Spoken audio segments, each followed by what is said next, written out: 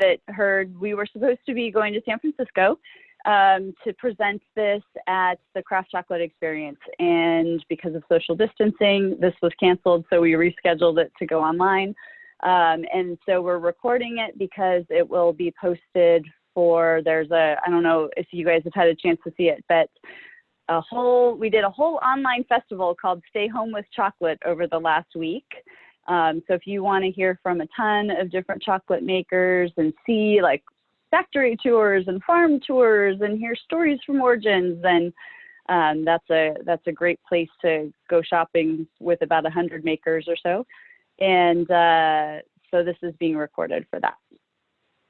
You are welcome to, you can turn your videos on or off, you can do whatever. If you want to ask questions, just go ahead and shoot them in the chat. Vanessa's really amazing. So introducing Vanessa Lee. She's a friend of mine from Seattle that is totally expert. She's part of my small group at my church, and we've been doing online small group for the last several weeks, and so she's agreed to help me figure this out. So yeah, just shoot her a question and she can interrupt me, or you're welcome to as well. I want this to be interactive, but I also realize as we'll probably have about 20 people with us. So I also realize some people might be a little bit shy to ask questions or interrupt if that's the case. So anyway, so welcome. I will get started then, and I don't know how to, let's see, yeah, okay. Can everyone see my screen okay? I'm assuming that's a yes? Okay, so to start, and let me know if the sound cuts out as well. If any of you guys are having trouble with sound, just to let you know, I know sometimes at night with everybody streaming videos now these days, I've seen it, sometimes it's helpful to call in via the phone instead of do the online audio if it starts to delay or cut in or out. So just heads up on that. We're hoping my audio stays with us. So this picture is a picture of Ruth, and she is the very first female cocoa farmer I ever met. She's out of Indonesia, and this was back in 2013 when we were driving through the back area. Her farm is a little bit removed, and she was showing me this prized tree because you can see all of these different pods. Normally, you wouldn't have, 20 pods ripening at once on a tree. So I wanted to brag on her a little bit because that's where I got my start, was with her. As I get started, I do just want to let you know, just throw the caveats out there. So I am not, a researcher or an anthropologist or anything like that. So these are going to be very personal observations, not necessarily data-backed in any way. I will be making some generalizations, but it is my desire to honor cultural contexts. And so if something comes across as not that way, just please forgive me. It wasn't my intention. I really appreciate the cultures and the communities that we're working within, and don't mean to say anything that might be taken as criticism or as anything less than honoring. So anyway, this is a fun photo actually from the last trip that I made to Honduras, and when we were going out on collection, which you'll see a few more videos on momentarily. And she was one of the, in Honduras in particular, there are very few female cacao farmers. So she was one of the few that I met out on collection that day. Just to give you, I think a lot of you have heard my background already, but just to give you a little bit of context,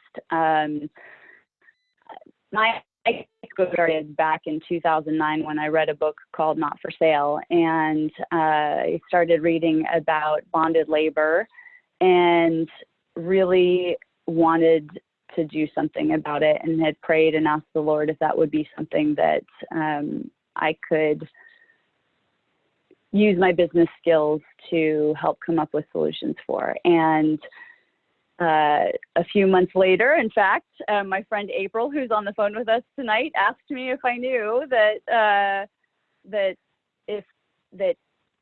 if I had heard that 40% of chocolate has slave labor somewhere in the supply chain. And I realized that's quite a round number and probably not accurate, but it got my mind going that I mean, it was an inflated number, but okay. Okay. Yeah. Sorry about that. We just had still having some sound issues all of a sudden. Is anyone else getting feedback, or is it? It's mute. We were trying to mute somebody. Okay. Okay. Thanks, Vanessa. Mm-hmm. So anyway, that definitely sent me on a journey of thinking, wow, maybe it's cacao, maybe it's chocolate. I've always been a chocolate lover my whole life. And I was hearing about what was going on with this and realizing, you know, you can try to tackle bonded labor with legislation and with advocacy, and all of that is important, but ultimately those are business problems, and business needs to take the lead in solving it. And so that was kind of how we got started in it. So shortly thereafter, or a few years later, I should say, not shortly thereafter, in 2013, I landed in Indonesia to do an internship. And this is a picture from the working group, from the Cocoa Sustainability Partnership. And while I was there, we were going after a really big goal of sustainably doubling cocoa production by the year 2020, which is amazing to say that now, because then it felt so far away, and here we are. So that group was looking at all of the possibilities, and at the time, the statistics that was being thrown around was that cacao farmers earned about $1/4 of a living wage, and we were talking about doubling yields, which best case scenario would get farmers halfway to a living wage. And so I just knew there was a lot more work that needed to be done. And that is still, you know, increasing yields, increasing pricing is still absolutely one of the fastest ways to improve farmer income, but really we need to be doing more. Particularly when you look at, and these statistics are being presented just to show the magnitude of the challenge, not as a criticism to the industry, but for instance, only 7% of even fair trade farmers in the Ivory Coast earn what's considered to be a living income. And those are fair trade farmers. And even of that, and these were studies done by fair trade, 42% of their farmers are earning above the lowest living, like minimum wage, fair wage. It's you know, so it's still less than half are even able to make a living income off of the cocoa they're growing. I'm going to just, here we go. Moreover, farmers, if you look at the statistics and the way the pricing trends have gone, they're earning 27% less than they were even 40 years ago. And those are not in inflation adjusted prices. Those are real. And we're paying 5 times more for chocolate. So you can see the farmers are just getting squeezed more and more on the front end. And there are real costs in the transportation and then the people that get the product distributed around the world. But the reality is that, you know, we're paying 5 times more, they're earning 27% less. And so there's a big differential there. And you know, if any of us were earning 27% less than we were 40 years ago, we would know something's wrong. Just to put it in perspective, cocoa farmers earn about 6% of the wholesale price. That usually translates into just over 3% of the retail price. So there's a lot of room in that collective pie for them to earn more income, and we hope be able to progress in a greater portion of that. And just as an aside too, because of the way cacao has grown around the world, you know, it was quote unquote discovered in by Spain in the 1500s in Central America, and then when when they brought it back to Europe from the New World, and then again with industrialization, in both of those situations, a taste for cacao and chocolate grew, and the cocoa was then planted in primarily West Africa, but then also in Southeast Asia in colonized areas. And so they didn't have a culture of eating cacao. And so in a lot of these places, and even in Honduras, now they're just rediscovering a culture for cacao and chocolate that was lost in the years that, it became kind of more of this export commodity crop versus something that they enjoy locally. So when you've got a situation where farmers aren't earning a lot of income, where they're not able to make a living wage out of it, what often happens is they will go to the cities to find work. And often what happens in that case, it's the men that go and the women and the children stay behind because they're making short-term decisions in terms of where they can find more income to really provide for their family. It also means too that the men, when they migrate to the city, often are the families are falling apart under that pressure. You'll see, I show this picture here. It might be a little bit hard for you to see. This is a meeting in a cacao farming community in Ecuador back in 2014 when I was there. And what you'll see is that it's all women and children. In this particular community, almost all of the men were going into main cities to get work.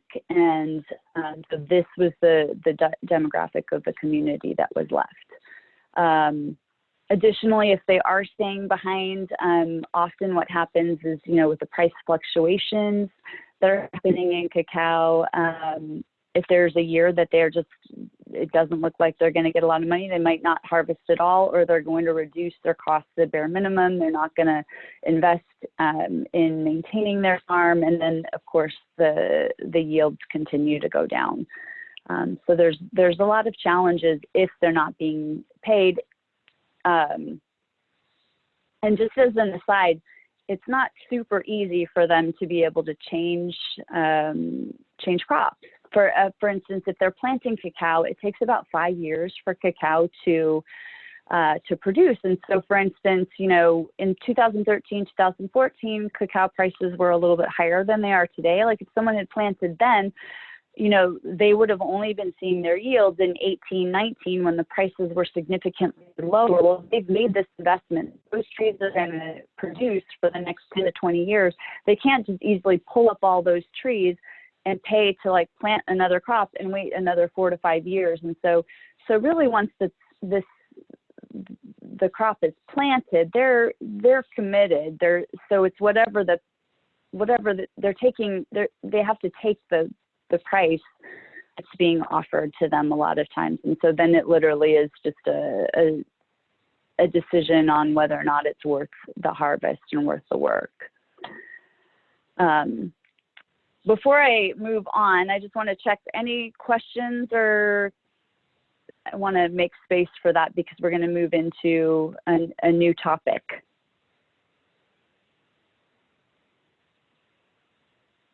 You good?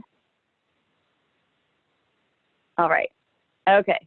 So when I talk about empowering women, I just want to point out that it is still, it's really about a partnership between men and women.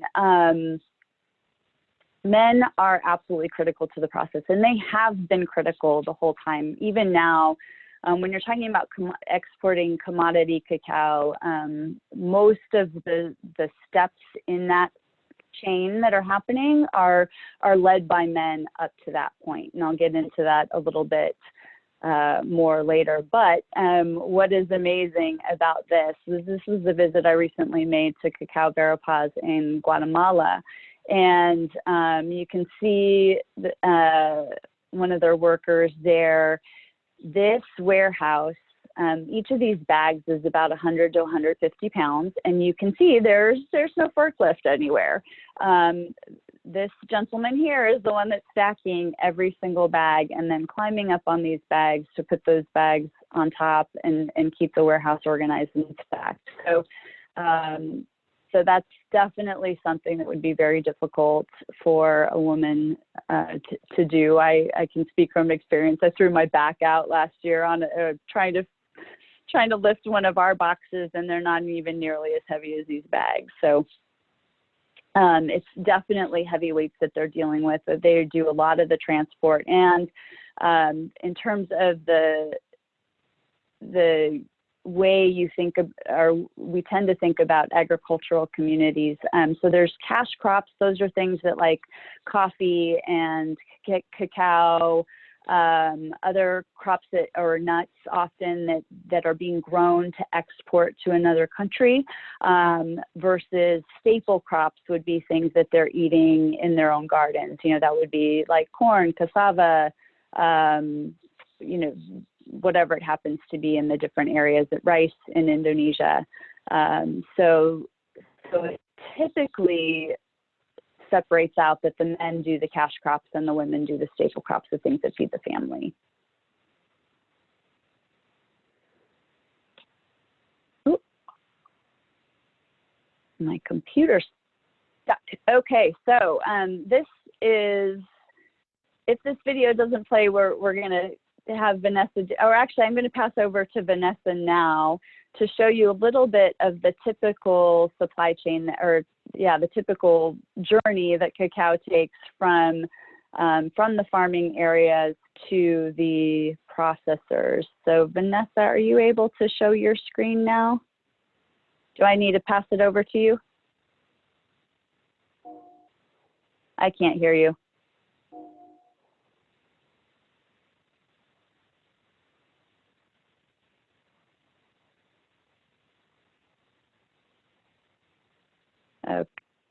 Okay, so what you see there is, here, we're just gonna, do you mind pausing real quick, Vanessa? Nope. There you go. I just wanted to, oh, there we go. Oh, now I can hear you too. Hello. So what, I went out on here, let's pause it for a minute. So I just wanted to give you the context of what I wanted to show you. So what typically happens in cacao growing communities, because a lot of people don't have transport, they don't have trucks, there aren't ways, and I'll get into that a little bit more, to easily get the cacao to a main facility. And so what you just saw was a team of 2 guys in particular, but there were 4 of us total that went, and me, I was useless in terms of lifting any of these bags, that went out to collect what you're seeing in the back of that truck in the course of a day. So as you see that video, so each bag is weighed by the guys and then picked up and put into a feeder truck in this case. So often, so this is another one that's going out into, thank you, Vanessa. So into a feeder truck. So that pickup truck is what we'll take to that bigger truck that we were about to see. And that is about, they picked up probably 300 of those bags, farm by farm, over the course of a day. So that by the end was overnight. We finished at about 2 in the morning. And then we bring the cacao beans into the fermentation facility. So what you're seeing now are the beans from the bags being dumped down in. That's about 40,000 pounds of what is called wet cacao. And the wet cacao are the pods that are, so we'll go ahead and pause here, Vanessa. So the wet pods, they're quite heavy. And so you harvest what was, let's see, I should have had my pictures ready. Anyway, so cacao pods are about this big. You open them with mallets. You can see photos on our YouTube for this as well, but on a separate playlist. So the pods are harvested. They're grown in the trees like they were at the beginning when you saw the picture of Bruce. Brought in like buckets and bags and whatever, whatever container the farmers have to bring to the area. And as they're loaded into the fermentation facility, so all of the pickup will be men, and I'll get into, actually, I'm going to go back to share my screen and show you kind of a little bit more about what's some of the other ways that it gets there. Let's see if this will work. Forgive me for, here we go. Okay, so the last mile is incredible, as you can imagine, because cacao farms are super rural. You've got, usually farmers have 1 to 5 hectares of land. It may or may not be where their house is located. And so they're farming lands that, might have been in their family for generations, or they, for whatever reason, it's generally not, because it's farmland, it's generally not along main roads. And so you can see, this was just one day of collection. We had some of it coming in on horses and donkeys. Others, you can imagine those really big, heavy bags coming in on somebody's motorbike. And that's not an uncommon way to see the cacao come. And that's why there's the portable scale and then the pickup truck. And so this is the size of the road. You can see behind this guy here, the road isn't big enough for that big truck that was collecting all of it that came into the fermentation facility. So there's the speeder truck that goes out, empties out, and then goes back to these back roads. And when I say back roads, I mean the maximum you can drive on these roads is probably 5 miles per hour. It is incredibly difficult driving, incredibly difficult work. And on top of that, you can see in this last picture here, this is a really steep vertical hill.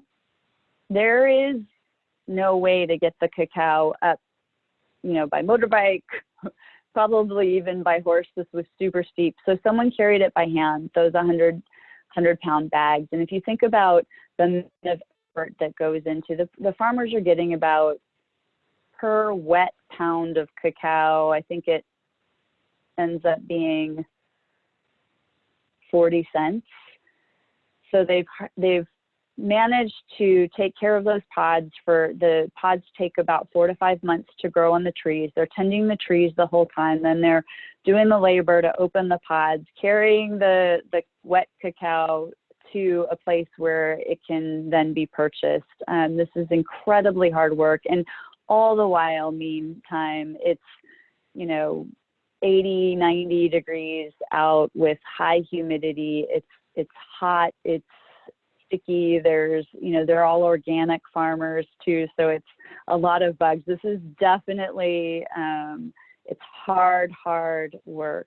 And after having seen that collection and seen these guys, pick up 40,000 pounds of it in a day, I was blown away by the amount of work. So I say all that just because when I talk about empowering women in farming communities, I don't want to discount what the men are doing at all, because their work is incredibly important and incredibly hard too, and not stuff that women could do easily as well. So that said, back to kind of the bigger picture. Now we're back in Indonesia, and so this meeting here happened around the time that we were doing the working groups, and I was like, okay, they're a quarter of a living wage. We're going to double their income. They're going to get halfway to a living wage. What else can we do? And I sat in on this meeting, and if you see, so these are just the presenters up front right here. So there's about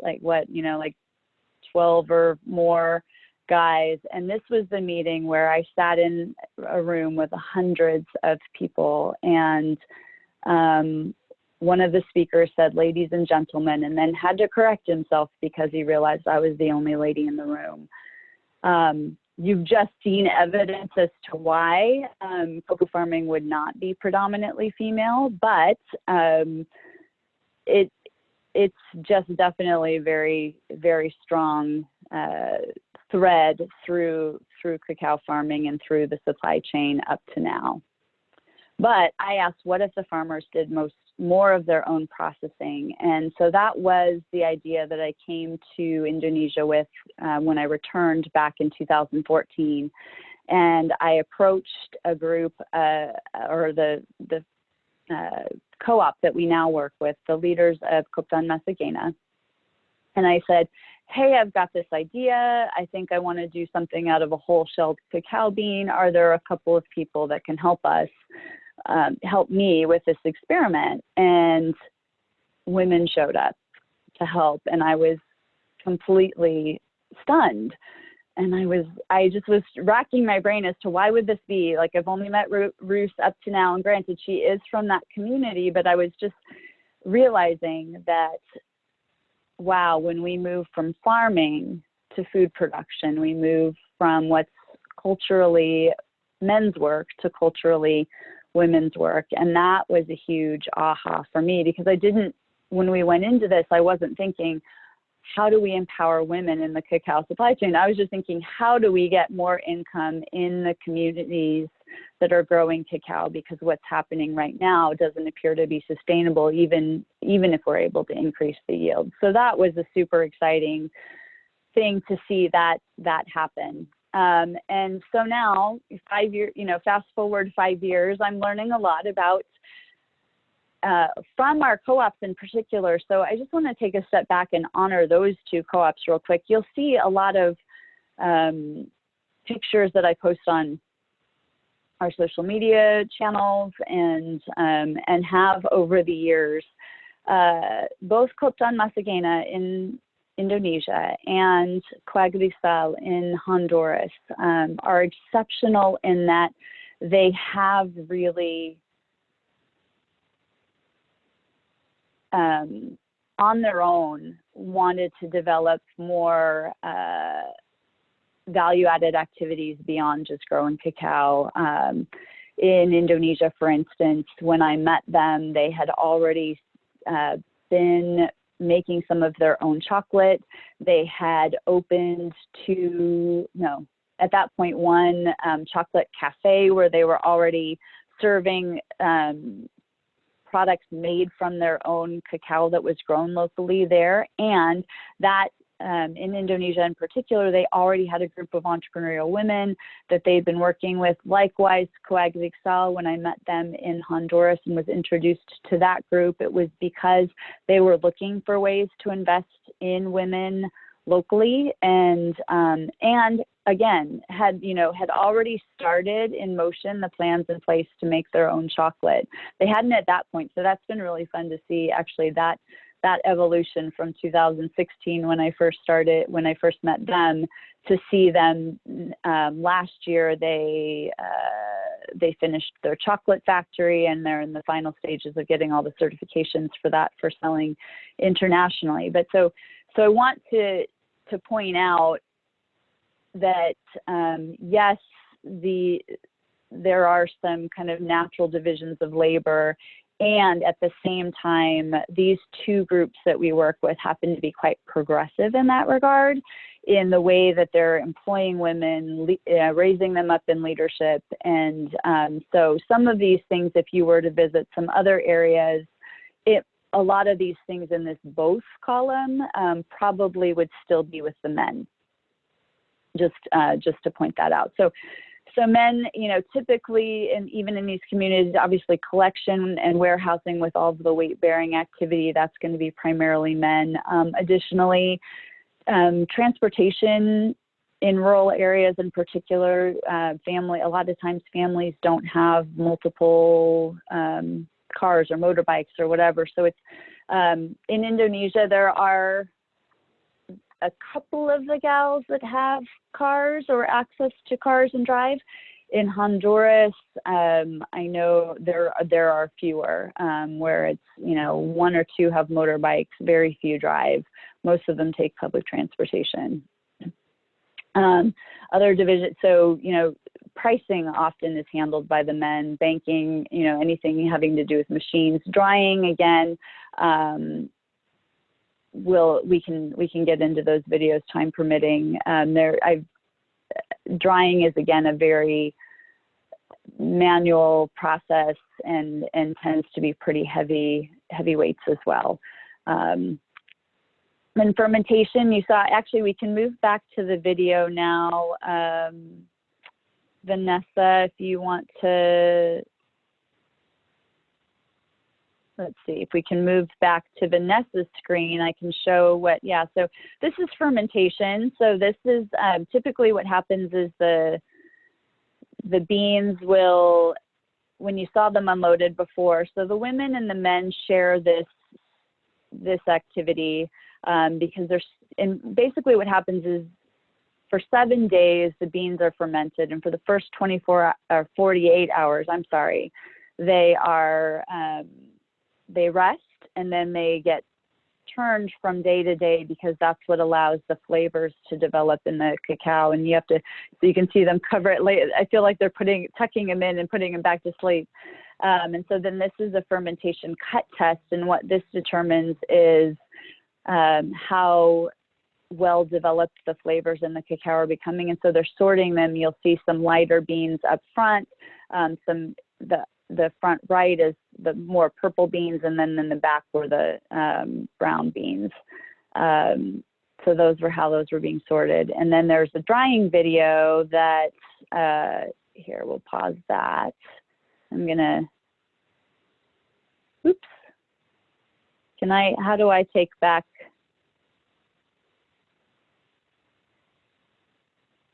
I'm back.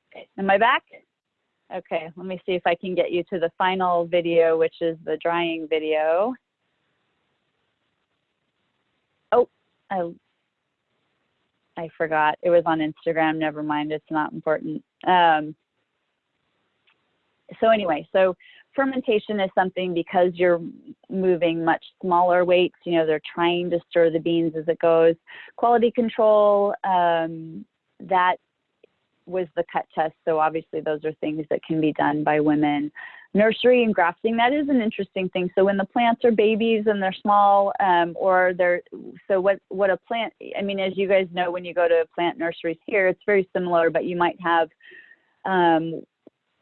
it's very common to see women tending, you know, thousands of seedlings that then will be given to co-op members to plant on their farms, because all of this with farming, you know, much like you probably are familiar with in the US, where there's specific clones, specific seeds that are distributed, that's the same thing with cacao. And so they'll plant the seeds that are best for their area, with the right flavor profiles that they're looking for, the right seeds for their climate. In addition, you know, reporting and small purchases, managing people, those are the types of things that both men and women do quite easily. And then what you'll typically see only women doing, and this is the case in most of the areas where I've been, a lot of them will be doing the sorting, particularly when you're talking about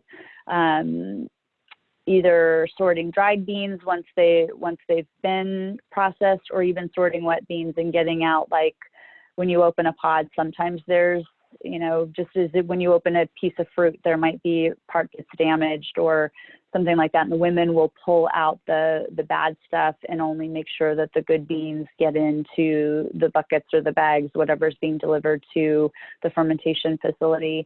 Additionally, they're the ones I've yet to see a man cleaning any of the facilities, doing the cooking very rarely. And then a lot of the precision work, and that's where really, when you start talking about the work that we do with snacking cacao, with the shelling of the cacao beans, it's almost always women that are doing it. And even the times that guys have showed up, the women are typically better at the work, and the guys find that they're not as quick with it, and they're not as don't have as delicate of a touch, so their quality isn't quite as high.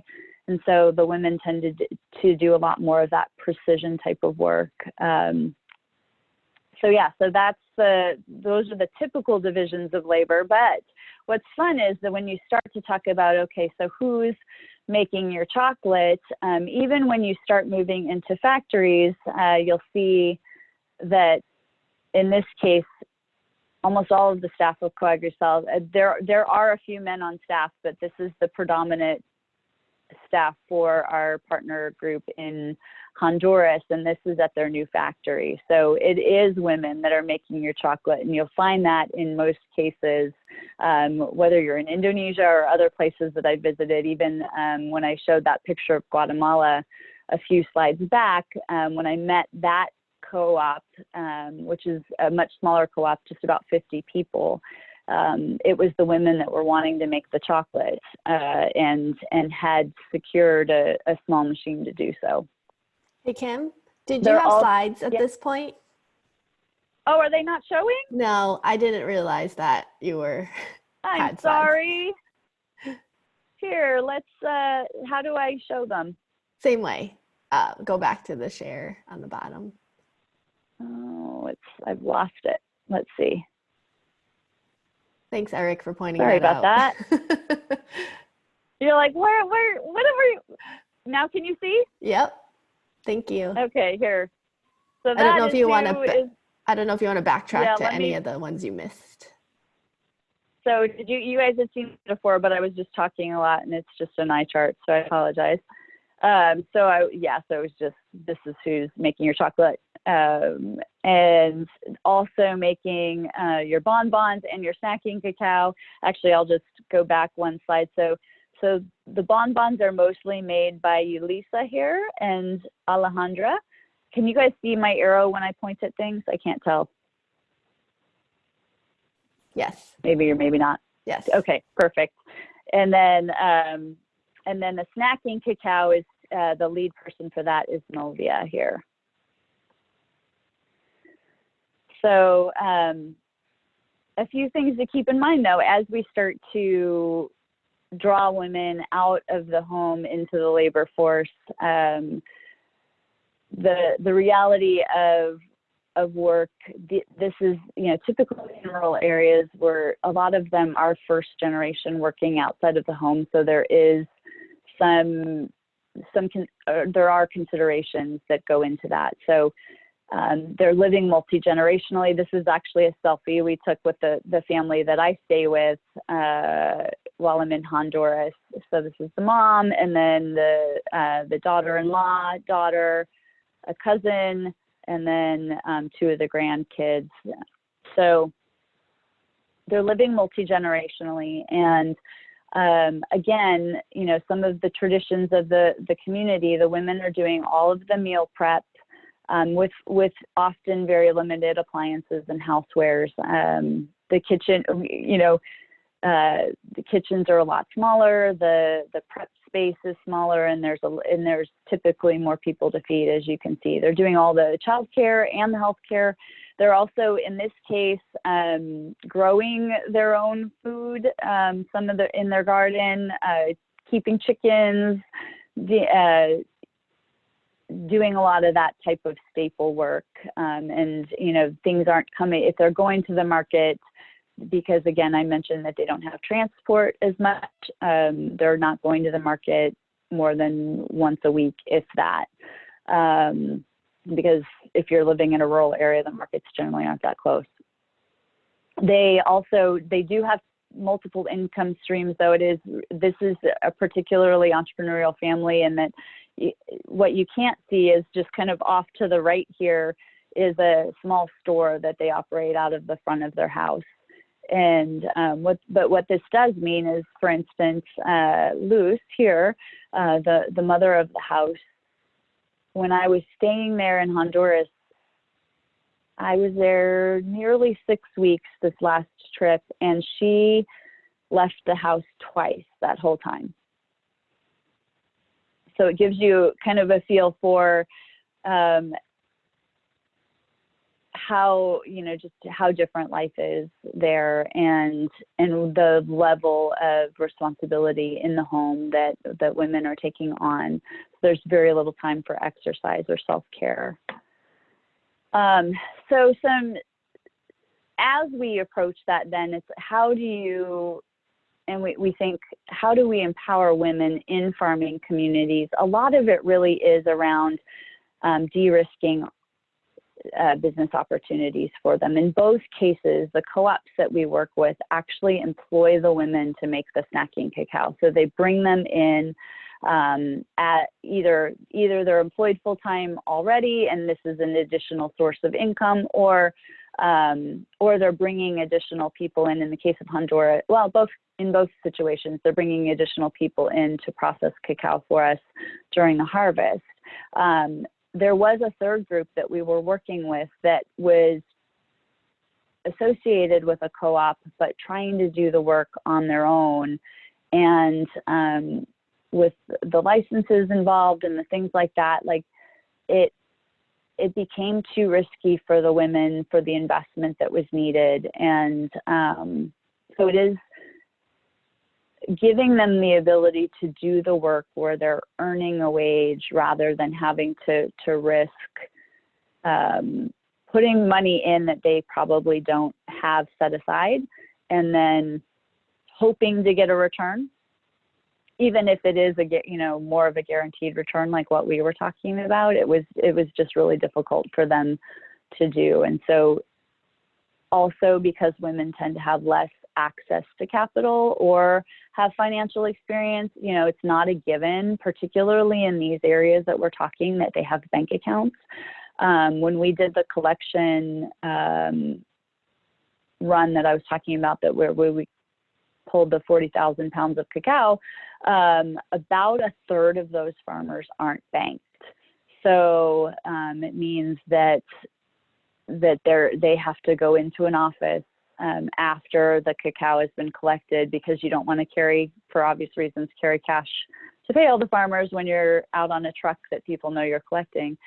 So the farmers then need to go pick up cash for that. But so all that said, women may not have, they may not be banked, they may not have the access to financial capital or even the experience to manage a business. And so really coming alongside them to help de-risk that is huge. Additionally, helping with transport. We've seen that both in Indonesia and in Honduras.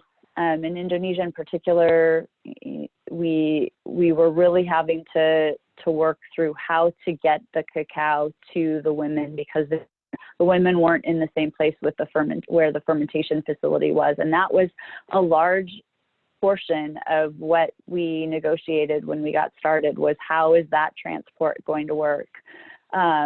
Likewise in Honduras, when I stay there, we, to get to work, we stand along the side of the road, and either there's these share buses that come by, or, if public transportation is closed like it is now, when they're working at, and I'll touch a little bit on how they've been impacted by COVID, because I know that's a question that'll probably come up, but we have to work then to figure out how to help the women get to the places to do the processing.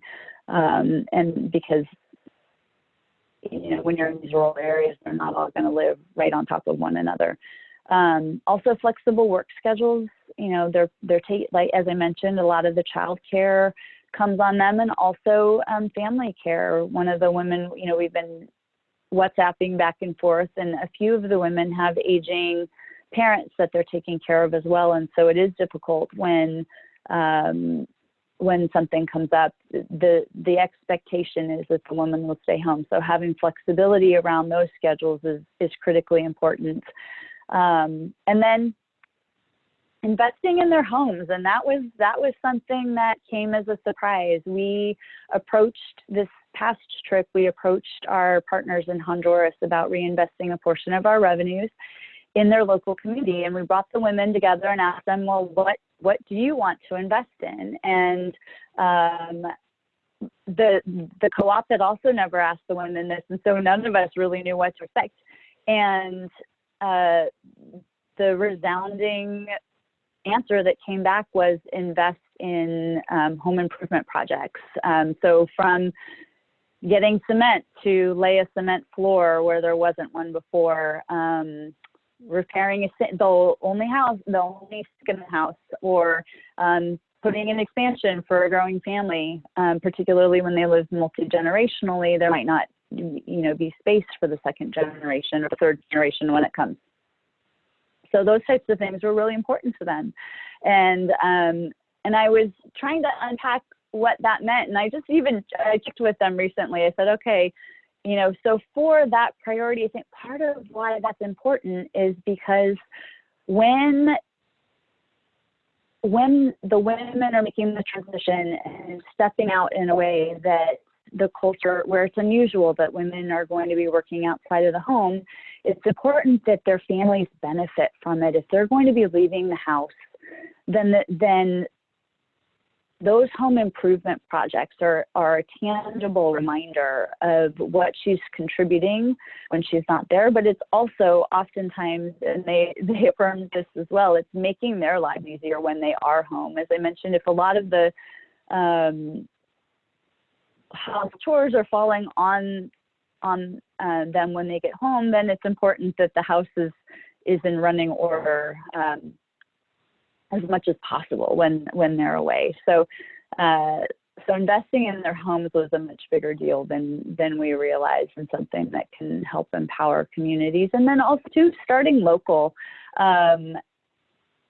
I touched on the fact that, cacao hasn't been enjoyed culturally, or chocolate hasn't been enjoyed culturally by the places that grow it because it's a cash crop.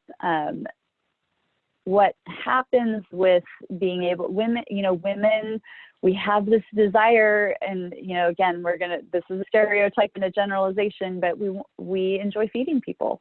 And so as much as possible, when you're enabling, or not enabling, but when the women are empowered to create something that can be eaten, can be enjoyed, can be served, you see much more excitement about that from them, and much more investment and passion in the work that they're doing when they're able to see and serve the community and their families around them. And it was really exciting to see, even Nolvia, the one that leads the snacking cacao, we were at a gas station, and a local gas station that was selling some of the snacking cacao, and I was like, oh my gosh, here it is, and I was like, I need your picture next to it. And she was just beaming, because she knows it's being sold locally. So anyway, so that is something that is an important feedback loop for the women and for their passion. In terms of how we as customers can support women initiatives, looking beyond fair trade and organic to direct trade or long-term contracts, both of those, you're starting to see a few more brands that come about, and I'll send a little follow-up with some specific brands.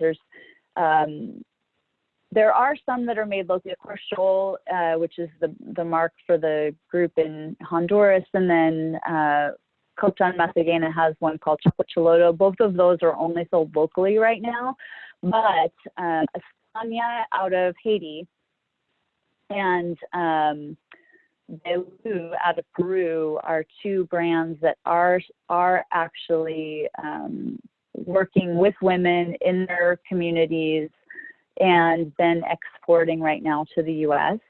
And there's also people doing, in addition to Good King, our goal is to produce in the farming communities, but we're still working towards that from a food safety perspective.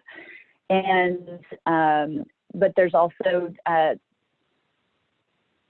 Askinosi, who does direct trade, and also Cool. And I'll show you the brand names in the end. But you're starting to see more cacao or chocolate brands that are doing direct trade and specifically focusing on developing women in those communities. But that said, you'll see a picture here of Maisie Jane, because she's the one that does, she's the head of the company that sells our almonds for our cacao, our Love Blend cacao snack mix. And in that mix, there's Maisie, who she's the fourth generation farmer, but she was the one in her family that initiated doing nut butters and other value-added products from the almonds that they were already growing. And then the dried cherries and the dried blueberries in that Love Blend as well are also female farmers, or a couple where the female is the one that does the value added that makes it into the snack product. So it's not just chocolate where that's the case. Oftentimes where you're seeing farmed products turn into food is where you start to see the women come into involvement. Women-owned businesses, of course, will be a little bit more focused on that. And then if you see, words like handmade, handcrafted, artisan, things like that, that is a pretty good tip-off that women will be involved in that process as well. So that's why that's important. The 80%, so when you're talking about agricultural cacao, our farm groups that we work with already make about double the world market rate just from, having fair trade, organic, Rainforest Alliance, their certifications, and having direct trade relationships with the people that they work with. But on top of that, because of the processing that the women do in the communities right now, they're earning between 50 to 80% more. In the case of Honduras, which is where this picture is from, they're earning 80% more than those prices already. And then when we finish converting, so for instance, the snacking cacao that I was telling you about that was sold locally, they're earning 9 times more than just the commodity price when they do that. So there are it's a game changer for these communities to be able to not only earn more income, but be able to enjoy what they're made, the fruits of their labors locally. So that is why it's important, not just to bring women into the equation, but just for the entire community to be able to thrive in that way. So these are some of the brands that I was talking about. Belu out of, excuse me. Kim, we had a quick question here about the explaining direct trade versus fair trade, which you kind of touched on, but that's from Amy. And then Valerie jumped in there and said fair trade is pegged to commodity price. Direct trade is working directly with growers. Thank you. Yeah. So that, so it could still be both. So so fair trade, to Valerie's point, is typically a premium that's offered. So I'm trying to think how much detail do I want to give? Fair trade, UTZ, Rainforest Alliance, those are 3 marks that, or 3 brands that what they do is a certification, and they work with farming co-ops, which are groups of smallholder farmers, to certify that the farmers are following good labor practices, that that they've been trained, oftentimes with good agricultural practices. They're careful about the environment and things like that as well. They'll typically get about a 10 to 20% premium over the commodity price for that. Now, buyers might well decide to pay more than that, but if they are, that's typically something that's negotiated between the co-op and the buyer, and that's when you start moving into direct trade. So, for instance, in both co-ops that we work with, they're not selling their cocoa to the commodity market and then I buy it, from the New York Exchange or the London Exchange.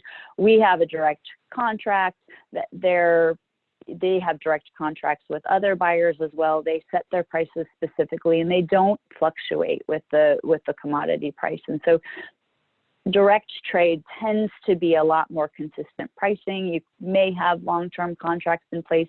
I haven't heard of that happening too much yet, but I hope it goes that direction. So I don't know if that answers your question, Amy, or clarifies it all. Yeah. So, and then what was the? I just figured out how to unmute myself. Perfect. Thank you. Okay. And then, so there's these other brands as well. And then I'll actually, I think, here, let me just touch on these real quick. So I mentioned Escania out of Haiti, Belu out of Peru. We have Luisa Abrams. So she's working out of Brazil. She's working with co-ops that aren't, some have quite a few women in the supply chain or in their co-op, but it's not predominantly, it's, it's both women and men, but, a woman-run organization in the origin that they pull from that do some really neat things with wild harvest, working with communities there. Rock Bar, I haven't tasted yet, but is a newer brand out of the Netherlands that is by women and working specifically with women co-ops. Askinosie has been a favorite of mine for a while, and they have two women-led co-ops that they work with, one in Tanzania and one in Ecuador called Amazonia, is the origin name for that one.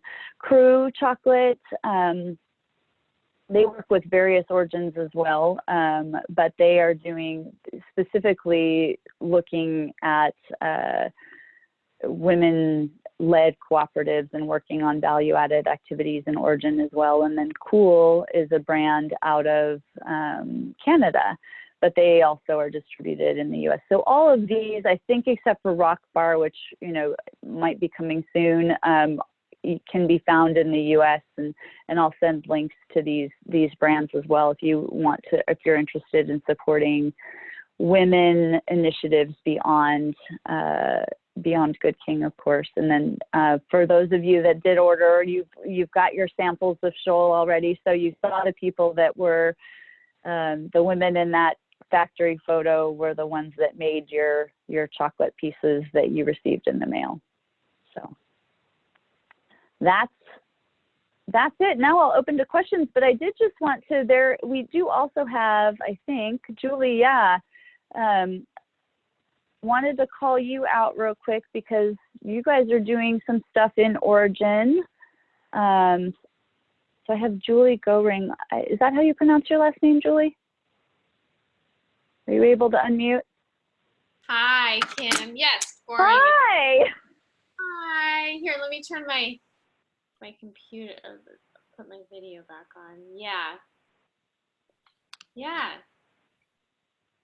Can you hear me? Yep, we can now. So you guys are doing some stuff with women in origin as well, right? Yes. Yeah. I mean, we definitely have women in our projects in Nicaragua. We work with about 1,200 farmers, both women and men. But actually, we're looking to partner to do a very specific all women project in the future. But right now we don't have it like just only with women. We work with both. Cool. Yeah. We have a few chocolate makes. I love all the brands that you showed. I had the chance to go to Cacao right before CCE, and I met the founder of Rock Bar, and I tasted their chocolate. You said you didn't have a chance to taste it, and it's delicious. It was really good. Oh, good. Yeah. Oh, they're awesome. They're doing some interesting stuff. So that's so awesome that you shared all these different brands. Yeah. So I hope to taste it soon. Yeah, we're gonna have to partner on a project, I think. Yeah, I think that would be awesome. Cool. Well, thank you. Thank you for that. And then we also have a few other chocolate makers on. So Jim and Maureen are on from Arizona. We've got Valerie, who's been involved in chocolate for a while. And so now it's totally open to any questions that anybody wants to ask. I turned my screen off and have at it. We've got, let's see. Got one from Valerie to everybody. Do you think there is any chance the men will help with meals, household chores, or are the community seeming not to budge in gender-defined roles? I think that's a great question. I have not, I mean, I think that's going to really vary family by family. I've seen some families in particular where literally we'll be working late into the night while I'm there, and the men are hanging out, and the women are still responsible, even though we're still working, to serve the men and then go back to work. And then in other cases we've seen, you know, where particularly I think a little bit more in Honduras, we're starting to see some shared responsibilities at home. So I think it's just, you know, it's just family by family as they work those things out. Christy, you asked a question. You mentioned that you were going to let us know about the impact. Oh, right. Thank you. Thank you for the reminder there. So COVID, I've been hearing from the farmer groups a lot more as a result of it. In Honduras, they now have, it's 141 cases, so not too many, but it's a pretty small population. And they, in particular, are on the main highway for the international highway that is where this co-op is located. So they are on lockdown. And in Honduras, in fact, you have to get government approval just to drive right now. And even if you're able to drive, then you have checkpoints along the way where they stop you, the driver and all the passengers get out of the car and they're spraying them down with some sort of mist. And then they can get in and go back on. But all the public transportation is closed. All the public meetings and events are closed. Indonesia, similar in I mean, I'm not sure what's going on. I've seen varying news stories in terms of Jakarta and Makassar. The island that we work on is called Sulawesi, and the state that they're in is South Sulawesi. They've had a couple of cases, but not near their local community, and they're a little bit more off the beaten path. They are all home from school and public gatherings as well, and they are not going out much at all right now. But so far everybody's been safe.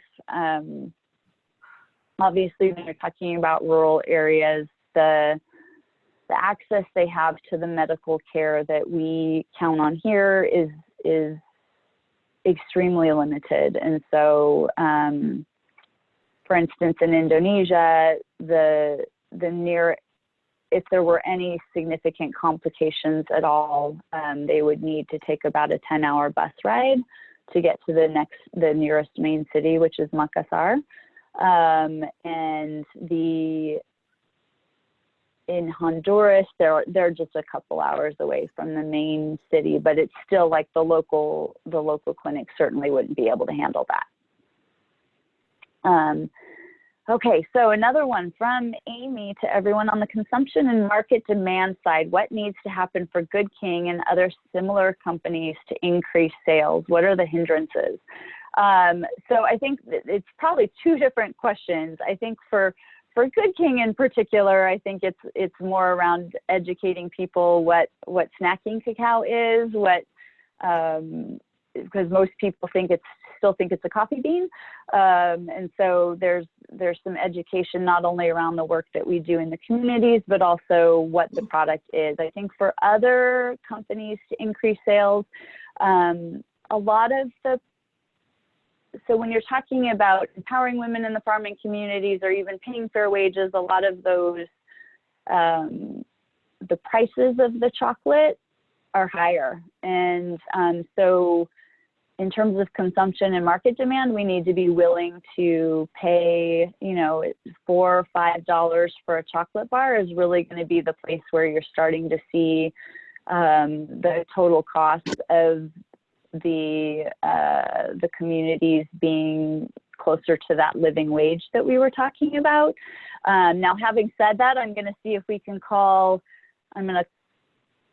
on some other experts that we have on the phone. So I invite at this point either Valerie or Maureen and Jim to pipe in there as to what you think as well, because you guys are more in the chocolate space.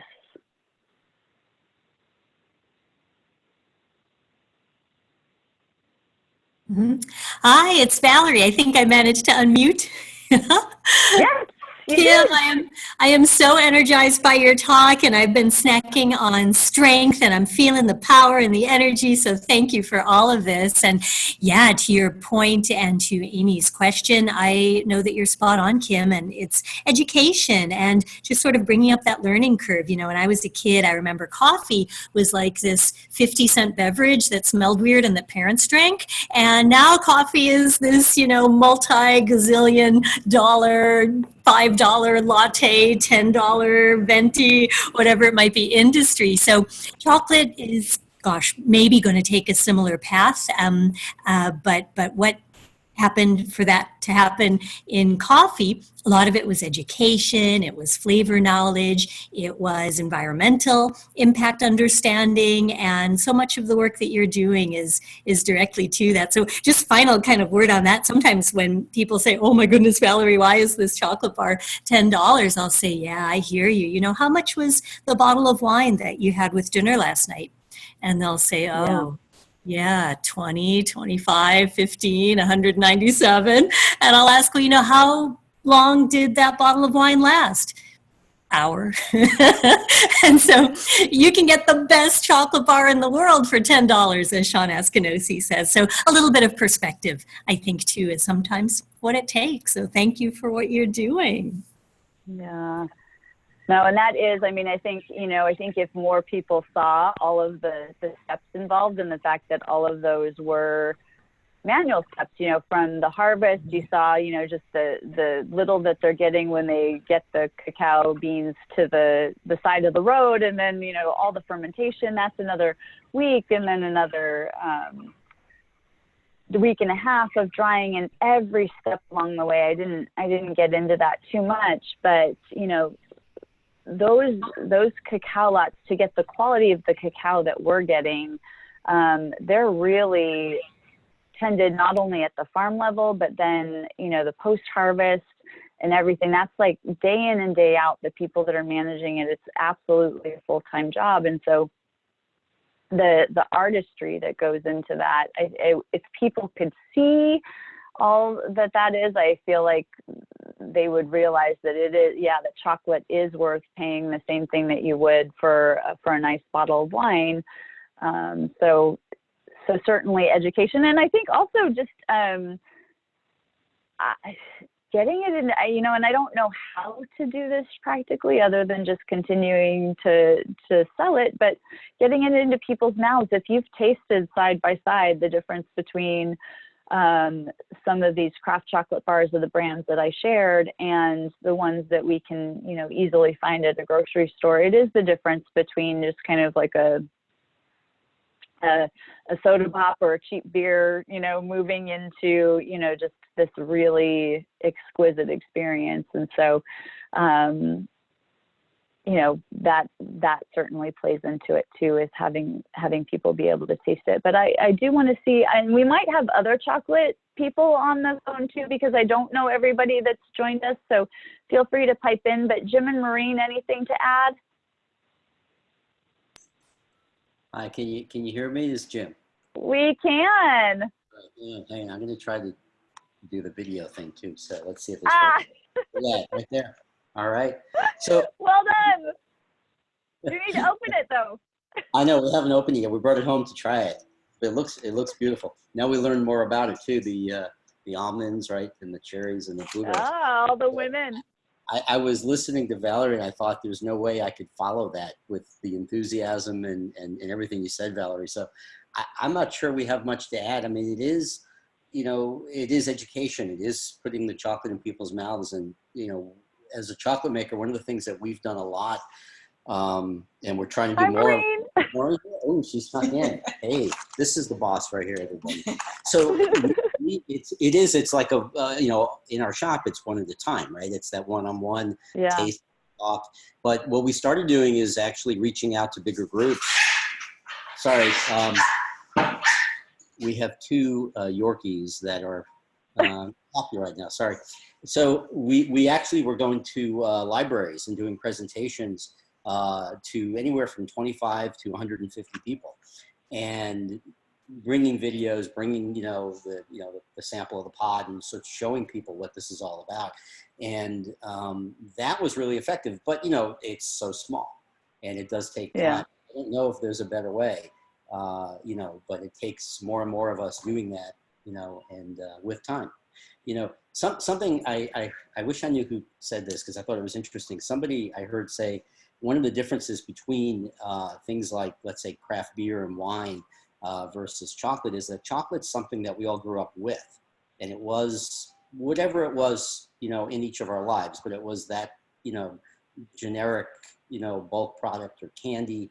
Whereas, things like beer and wine are generally adult decisions, right? So you come into this world and you say, okay, there's this world of wines and there's a range of prices, and I can go and experience them and make decisions based on my taste and my budget. Whereas chocolate is sort of left behind as this thing that is this childhood memory comfort thing. I think that's a bigger hurdle to get over. So it is time. I don't know if there's any more magic to it than that, but yeah. Yeah. All right. Maureen has nothing to add. Thank you. This was phenomenal to see and hear and learn more about, how you got started and what's really happening on the ground. So thank you. Oh, thank you. Yeah. So Amy, I think, to summarize then, it sounds like, pricing is definitely a key hindrance. I would say that people, if they're familiar with the grocery store brands, they may not know what the difference is or why it's worth paying more. And then, of course, just education around it as well. So, hi Harding, showing your snacking cacao as well. Thank you. Any other comments or questions? We'd love to open up the floor.